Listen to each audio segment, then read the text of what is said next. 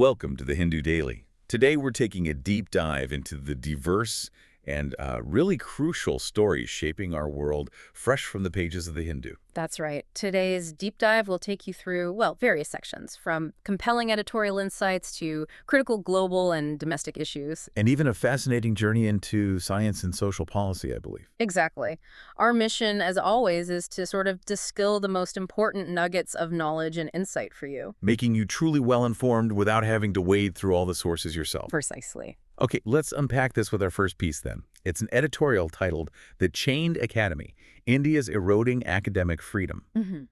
When you think about what truly defines a university, it points to this core idea of questioning independent thought, really challenging the status quo. Yeah, absolutely. It's the very foundation of knowledge, isn't it? It has to be. And the article emphasizes that academic freedom, which means students having the liberty to ask fundamental questions, faculty members being able to challenge, received wisdom, and institutions being free to express opinions is absolutely paramount. It's not just about learning facts. It's like the crucible for developing new knowledge. Fostering intellectual excellence, driving progress. Exactly. Driving broader economic and social progress. Knowledge only truly develops when we openly question what we already know.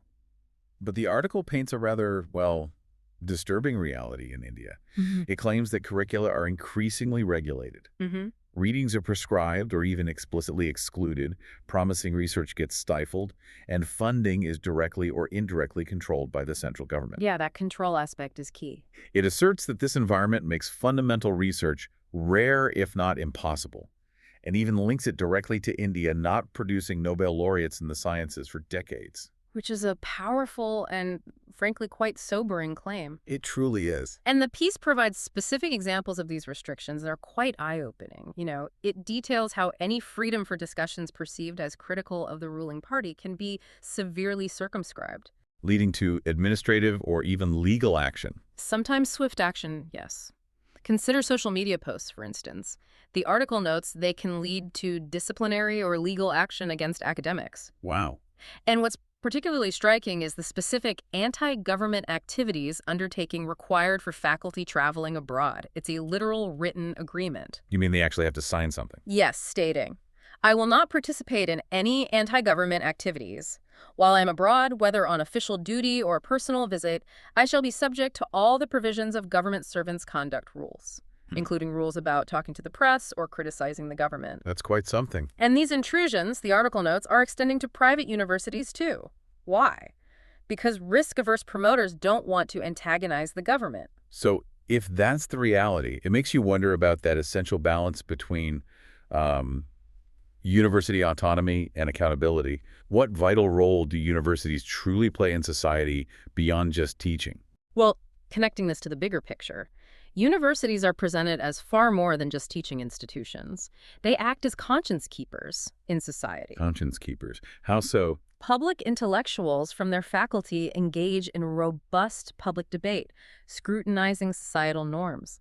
In the economy, they're indispensable sources of ideas for science, technology, research, innovation, fueling future growth. Okay. And in the polity, their independent evaluations of government performance foster accountability. They provide crucial checks and balances. Right. The article stresses that while accountability is necessary and universities should certainly be accountable for the resources they receive, providing resources doesn't equate to an inherent right to control. That's a critical distinction. Absolutely. It calls for robust governance structures and systems, like transparent university rankings rather than direct governmental interventions. And it highlights a critical insight. The quest for uniformity is fundamentally the enemy of thinking and creativity, arguing persuasively that true excellence in academia thrives only in an environment of diversity and differentiation. You need that variety. It's important to point out, though, that this isn't just an Indian phenomenon. The article highlights similar restrictions in other democratically elected governments. Argentina, Hungary, Turkey are mentioned. That's right. It's a broader trend. And, of course, academic freedom is far more severely restricted in countries ruled by dictators, or in one-party states like China, Russia, Vietnam. Naturally. It even surprisingly mentions the United States.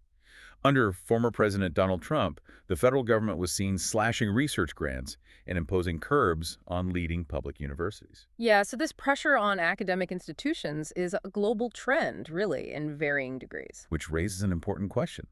Why do governments seek this level of control, and why do universities often comply? While the article suggests governments primarily worry about criticism or dissent, sometimes it's just a desire for ideological conformity across the board. And the universities? They often cede their autonomous space because they are heavily dependent on government grants for infrastructure, for research. The funding connection. And academics, individually, might be silenced due to fear of reprisal or perhaps personal compromise. So the stark warning from the article is? It's simple.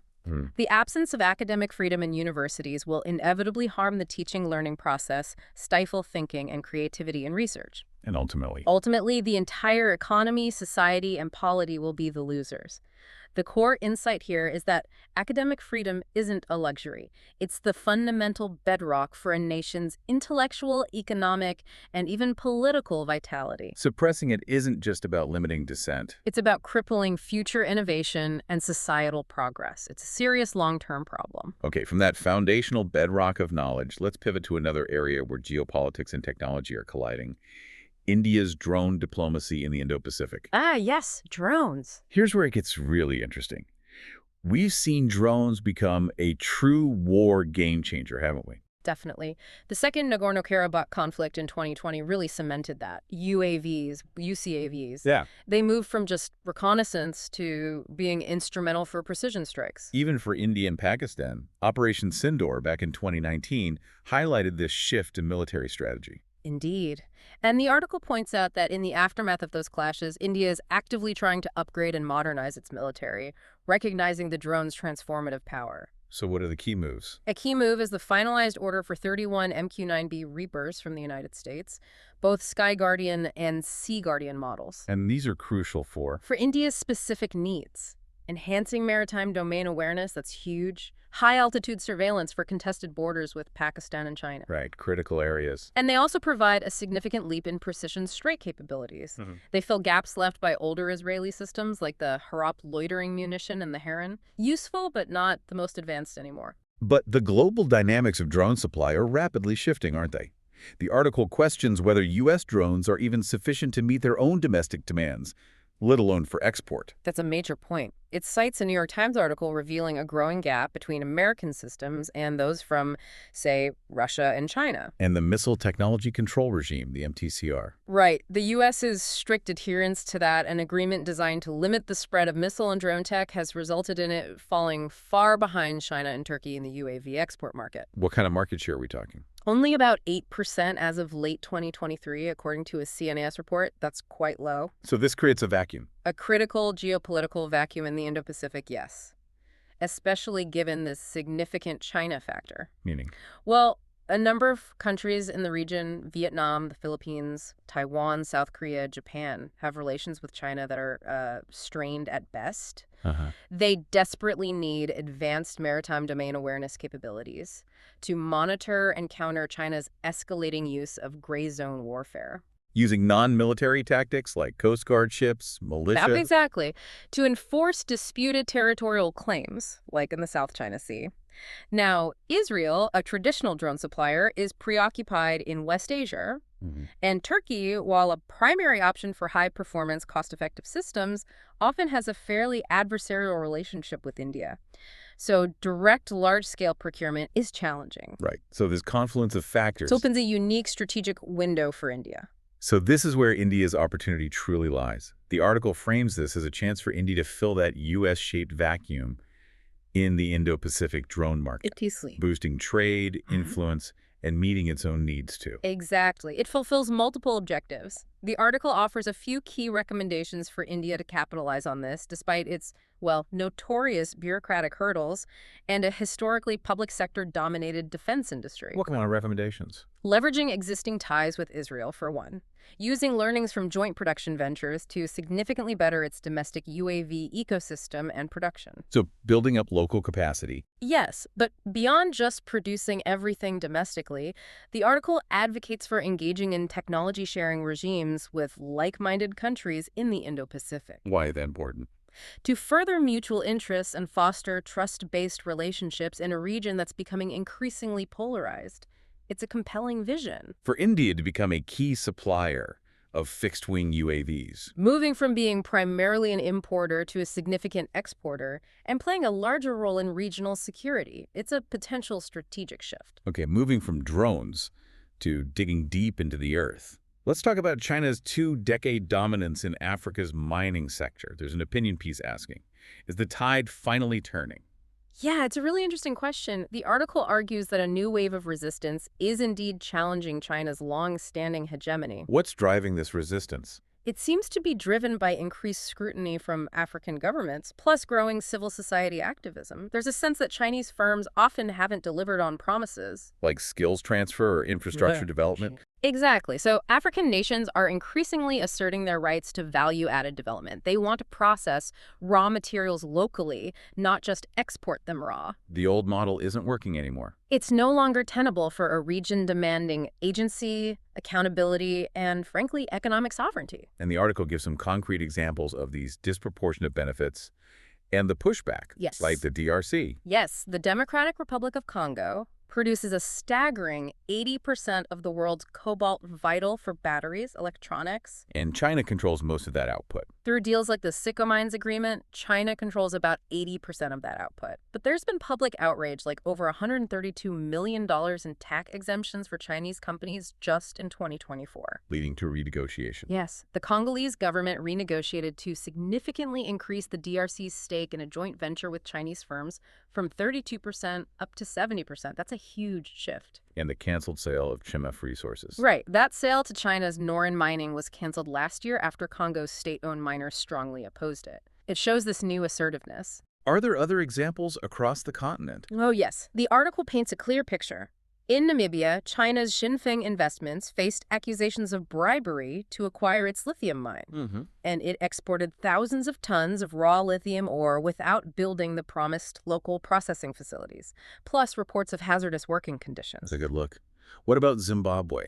Well, China's Zhejiang Huayu Cobalt invested $300 million in a lithium processing plant, which sounds good, but there are significant concerns. What sir is that? That most benefits will likely just flow back to China unless really robust regulatory frameworks are put in place to ensure local value retention. And beyond the economic side, there are environmental and social issues too. Big time. Blocked coal mining permits in Zimbabwe's Huang National Park due to ecological damage concerns from a Chinese firm.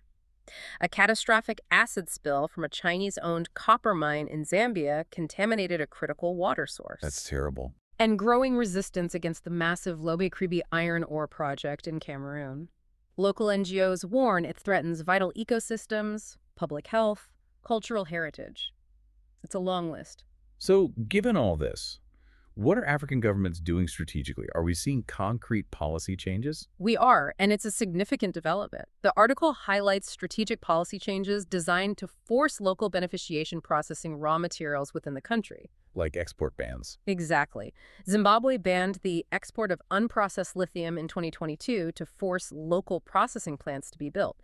Namibia did something similar in 2023 for unprocessed lithium and other critical minerals. Aiming to keep more value locally. Precisely. But so what here is crucial, these export bans need to be matched by broader, comprehensive economic strategies. Why is that? To ensure widespread local participation in processing and transformation.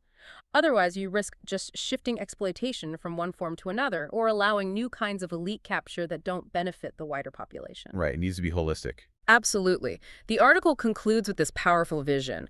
African nations are reasserting sovereignty, redrawing the terms of engagement. And potentially reshaping the global mineral supply chain. Potentially. Moving from mere exporters of raw materials to integral partners in the emerging green economy, directly challenging China's dominance. It's a space to watch. Definitely. Now, let's transport ourselves back in time. August 15th, 1950. India's Independence Day. But as celebrations wound down, disaster struck. The Great Assam Earthquake. An earthquake of magnitude 8.6, the strongest ever recorded on land, jolted northeast India and beyond. The English botanist Frank Kingdon-Ward described an appalling noise. the earth shaking violently. Must have been terrifying. Being thrown to the ground, lantern extinguished instantly. Just unimaginable. And the scale of destruction. Immense. Far-reaching. Felt over 3 million square kilometers. India, Myanmar, Bangladesh, Tibet, South China. Wrecking homes, farms, Yeah. twisting railway tracks. Yeah, the report described tracks torn up and twisted into snake-like patterns, shows the unbelievable force. On the Indian side alone, over 1,500 lives lost. And livestock. A staggering 50,000 to 100,000 cattle killed. And the disaster didn't end there. The landslides and floods. Exactly. Hills sheared, rocky debris blocked rivers, then gave way days later. Catastrophic flash floods downstream killed hundreds more. Prime Minister Nehru even broadcast about it? He did, describing how the Brahmaputra was blocked, then broke through with a high wall of water sweeping down and flooding large areas, washing away villages, fields, gardens, just utter devastation. That's profound devastation.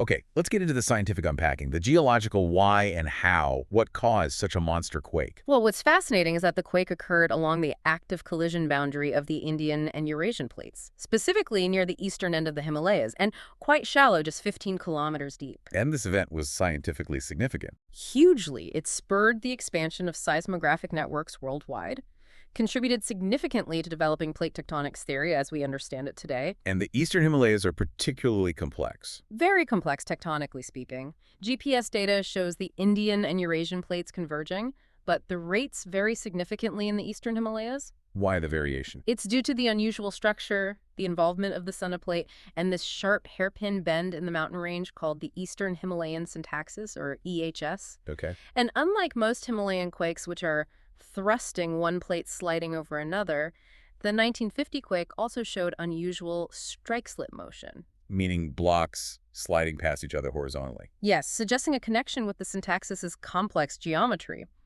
Models also show a thrusting component, and aftershocks suggest multiple linked faults might have ruptured together. And there's historical context, too. Right. Documents from the Ahom period centuries ago reveal northeast India experienced several powerful earthquakes even then.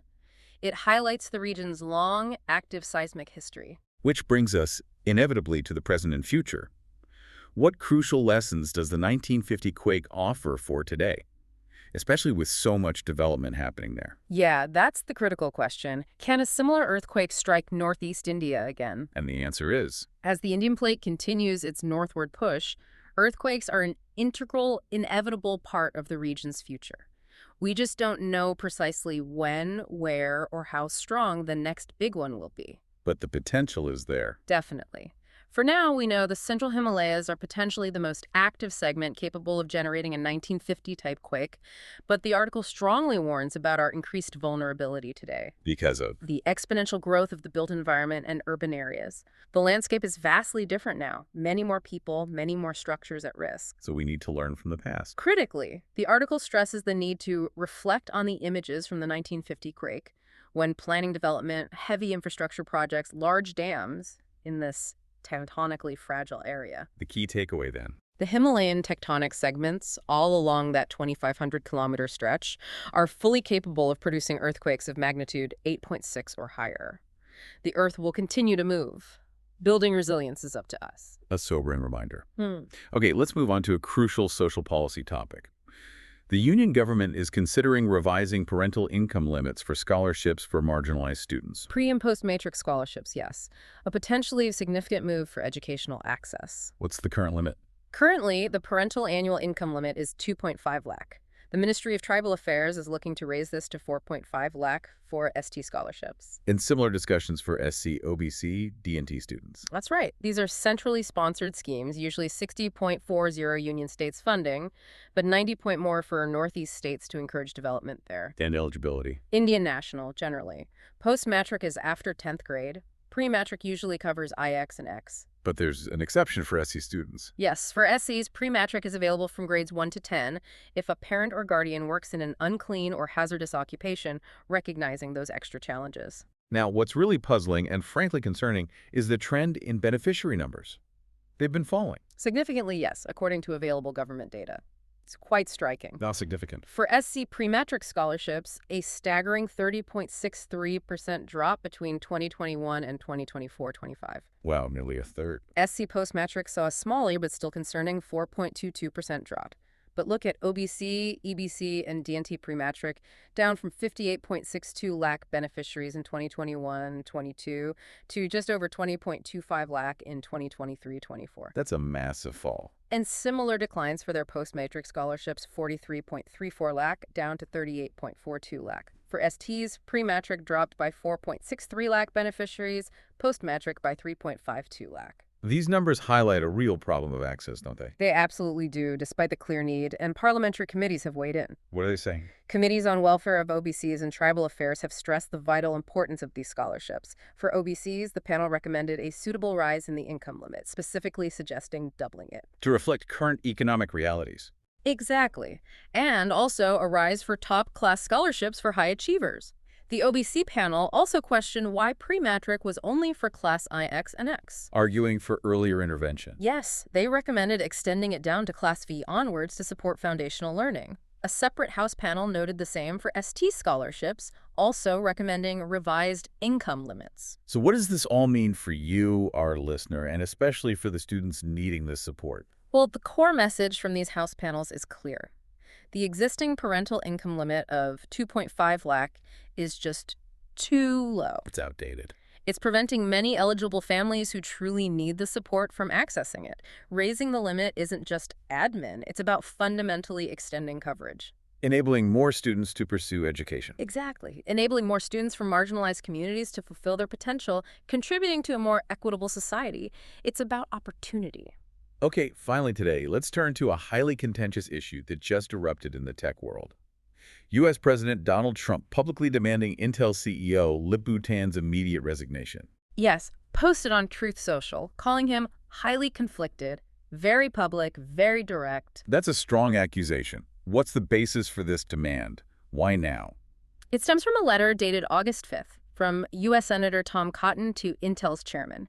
Senator Cotton expressed grave concerns. About what specifically? Claiming Mr. Tan reportedly controls dozens of Chinese companies and has a stake in hundreds of Chinese advanced manufacturing and chip firms. And the really alarming part. The allegation that at least 8 of these companies reportedly have ties to the Chinese People's Liberation Army, raising major national security flags. Okay, let's unpack those specific Chinese links. Reuters reported Mr. Tan made numerous investments in Chinese companies over the years. That's right. Of particular note is an investment in Semiconductor Manufacturing International Corp., SESMIC.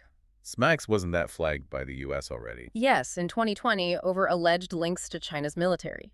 The House Select Committee found Mr. Tan served on SESMIC's board from 2001 to 2018. And his venture capital firm. Walden International. Reuters reported it's still invested in various funds and companies with ongoing ties to the Chinese administration. And there was another issue from his time at Cadence Design Systems. Yes, a very pressing issue. Between 2008 and 2021, while Tan was CEO, Cadence, a crucial chip design tech company, pleaded guilty to violating export controls. By selling technology to? To a Chinese military university. Senator Cotton pointedly noted these illegal activities occurred under Mr. Tan's tenure as CEO. That looks bad. And this is all happening in the context of the CHIP Yes Act funding. Exactly. That's crucial context. Intel got nearly $8 billion from the CHIP Yes Act, the largest single grant. So the expectation is higher. Much higher. Intel is expected to be a responsible steward of American taxpayer dollars. Senator Cotton's concern is whether Intel can fully comply with security regulations and protect sensitive tech, given these alleged ties. The leadership needs to be above reproach. Especially when handling such significant public funds tied directly to national security and critical technology. So how did Intel respond? Well, they issued a public statement on August 7th, vigorously defending the company, its board, and Mr. Tan. What was their main point? They emphasized their long history. Intel has been manufacturing in America for 56 years. We are continuing to invest billions in domestic semiconductor R&D and manufacturing, and are the only company investing in leading logic process node development in the U.S., basically highlighting their commitment to America. But this controversy adds to Intel's existing challenges, doesn't it? Oh, significantly. It compounds them. The company's already facing intense pressure from investors over slow progress, public anger over layoffs. And Trump's very public call led to an immediate slip in Intel's shares. It will undoubtedly make it harder for them to restore their reputation amidst all this negative news. So the broader implication here. This whole conflict really highlights the growing tension, the delicate balance between global business interests, national security imperatives, and the increasingly complex future of critical technology supply chains. Where economic partnership and geopolitical competition blur. Exactly. It raises fundamental questions about trust and allegiance in the tech world. It's a dynamic and evolving situation for sure. Thank you for listening. If today's episode gave you something useful, consider following us on Spotify so you're the first to hear the next one. You can give suggestions by contacting on Twitter handle given in the episode description. As always, we are eager to hear what our listeners want to be informed about. We wish you a great day.